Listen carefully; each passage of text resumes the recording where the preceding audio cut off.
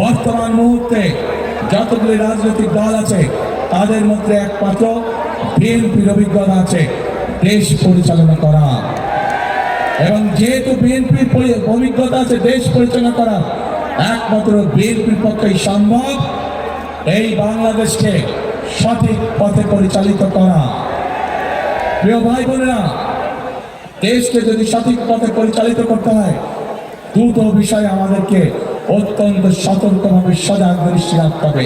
এক, দেশের আইন শৃঙ্খলা রক্ষা করা, যে কোনো পরিস্থিতিতে দেশের আইন শৃঙ্খলা রক্ষা করা, যেন মানুষ শান্তিতে রাজপথে চলতে পারে, যেন মানুষ শান্তিতে তার ব্যবসা বাণিজ্য করতে পারে, যেন মানুষ শান্তিতে রাতে ঘুম যেতে পারে তার নিজের ঘরে। এই অভিজ্ঞতা বিএনপি আছে। বিএনপি জানে কিভাবে দেশে নিরাপদ পরিস্থিতি তৈরি করতে হয়।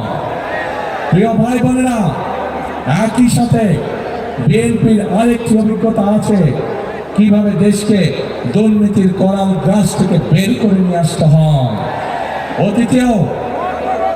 অতীতেও আমরা দেখেছি যে স্বৈরাচার পালিয়ে গেছে, তারা যখন অতীতে ক্ষমতায় ছিল তারা যখন দেশকে দুর্নীতিতে লাভ করে দিয়েছিল, পরবর্তীতে যখন দেশের খালেদা জিয়া দেশ পরিচালনার দায়িত্ব গ্রহণ করেন, আমরা দেখেছি কিভাবে ধীরে ধীরে বাংলাদেশকে বিএনপি সরকার দুর্নীতির করাল গ্রাস থেকে বের করে নিয়ে এসেছিল। প্রিয় ভাই বোনেরা, সেজন্যই এই মুহূর্তে দেশকে পুনর্গঠনের জন্য যদি কোনো দল থেকে থাকে সেটি হচ্ছে একটি দল, বাংলাদেশ জাতীয়তাবাদী দল। সেই দল হচ্ছে, সেই প্রতীক হচ্ছে একটি প্রতীক। কি সেই প্রতীক? ধানের শীষ। কাজে আসুন এই ধানের শীষের, এই বিএনপির প্রতিষ্ঠাতা শহীদ রাষ্ট্রপতি জিয়াউর রহমান মুক্তিযুদ্ধের ডাক দিয়েছিলেন। এই রাষ্ট্রপতি জিয়াউর রহমান, শহীদ রাষ্ট্রপতি জিয়াউর রহমান এই দেশে বহুদলীয় গণতন্ত্রের চালু করেছিলেন।